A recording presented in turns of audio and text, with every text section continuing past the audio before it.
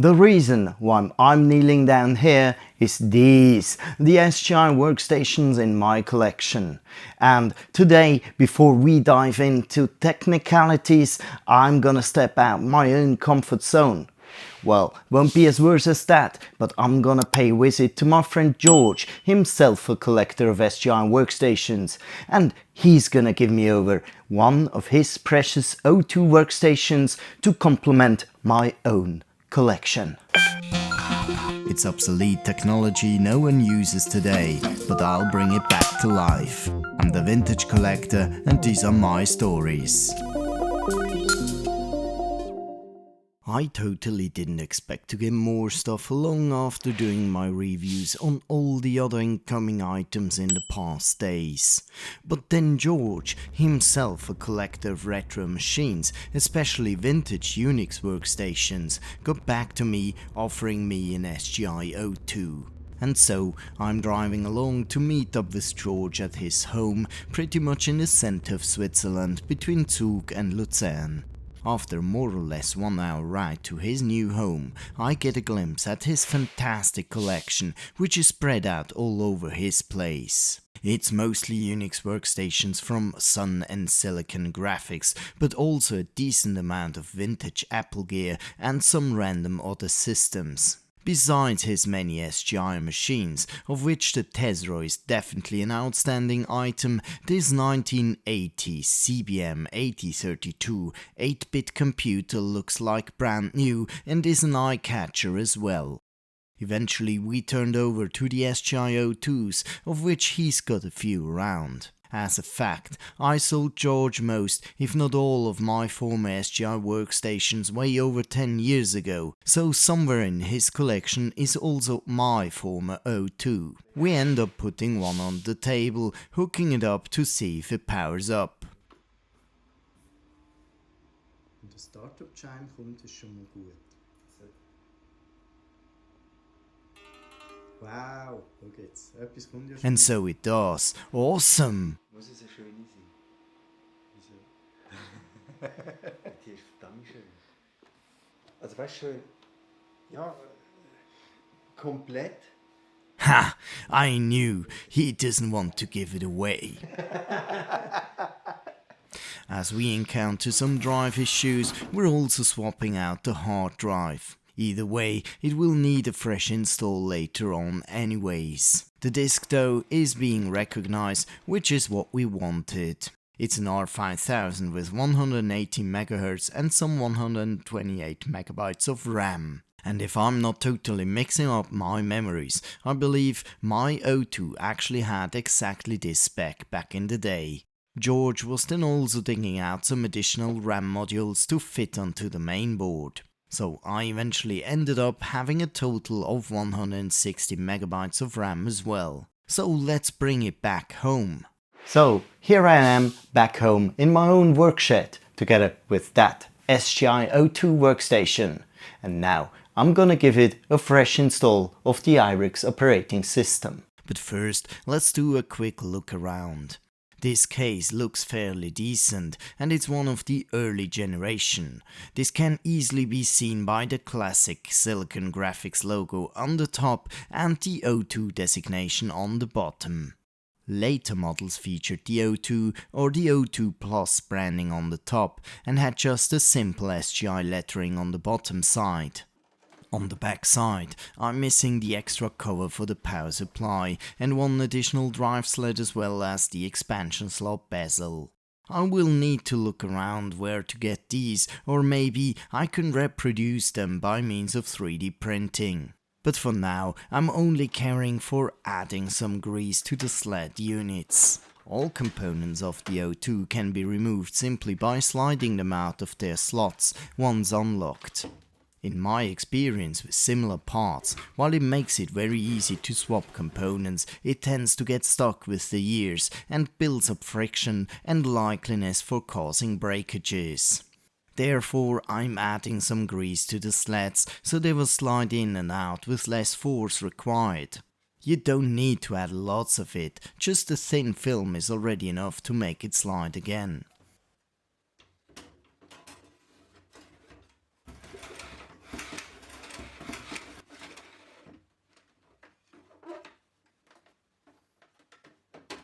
For the power supply itself, I'm not going to add the grease itself, but I'm adding some to the locking lever.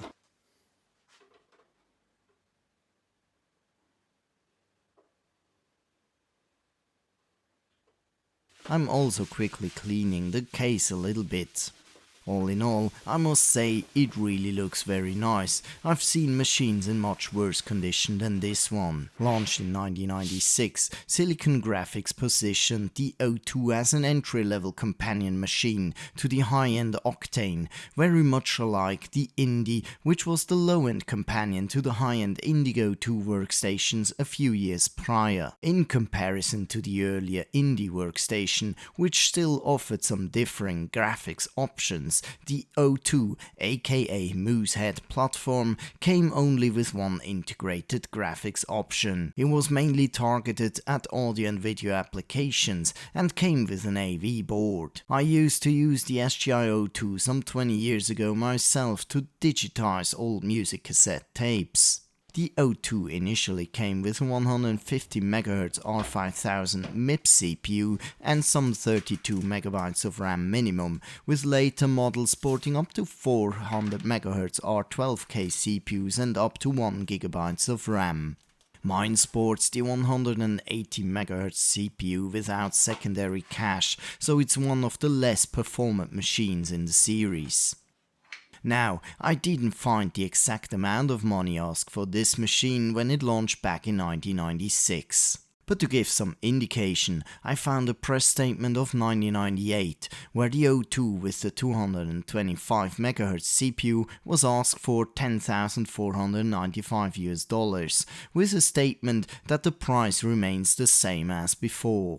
So assuming the same price level for 1996, that would be equivalent to roughly $20,190 in 2023, adjusted to inflation. Although I believe the SGI O2 was significantly more expensive than that in 1996. Unfortunately, I didn't find any original specs for the O2. So, I can only assume the R5150 MHz and the 180 MHz models being the first ones to launch with some 32 or 64 MB of RAM and probably a 1 GB hard drive. I managed to find an archived version of Switzerland's SGI pricing table of early 1996. However, it didn't include yet the O2s but only the SGI Indie and Indigo 2 systems. If we take into account that a 200 MHz R4600 Indie with 32 MB of RAM and a 1 GB system drive would call for 23,370 Swiss francs, including a 20-inch CRT display, we can do some guessworking here. Let's assume the basic O2 model with the 150 MHz CPU and 32 MB of RAM, but without the display, would indeed have been called for $10,495 in 1996. Now, my current machine has a 36 GB hard drive in it, which wouldn't have been available in 1996. But we could have upgraded the system disk to a 2 GB disk and even added a second one. My machine has 160 MB of RAM, a rather unusual size. But just as a comparison, let's take the reference price for the 256 MB for the Indigo 2 workstations, which adds a whopping 30,230 Swiss francs. Now, the famous flat panel display 1600 SW wasn't available until 1998, although it called for some $2,500 back then. But in 1996, CRTs it still was, and here at least I have the price of 7,130 Swiss francs for the 20-inch CRT. So all in all, an SGI O2 like this one would probably have been something around 56,000 Swiss francs. Given an average exchange rate of 125 in 1996, that's roughly $45,000 or more or less $86,000 equivalent in 2023.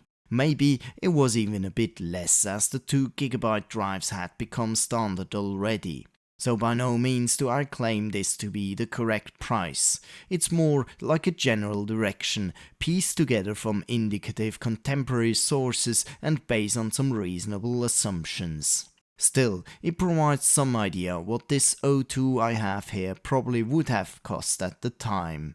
My biggest fear right now is that the machine would be dead after transporting it home, and while I do hear the startup chime on power up, I end up having no display output. After fumbling around a while, I gave in and connected another display, which then luckily worked. I think it might be an issue with the display resolution, with the O2 being set to 1280 by 1024 resolution in the PROM, whereas the first display's max resolution is 1024 by 768. Or, as well possible, it's just as simple as that, this display doesn't support the required sync on green. Anyways, it comes up so I can run the partition utility from the PROM in order to initialize the hard drive.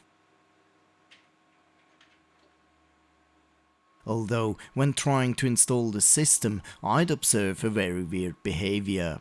While the CD-ROM drive initially appears as LUN number 3 in the PROM monitor, it magically disappears when going into the software install menu. This is totally annoying, and I didn't actually find out what's the root cause.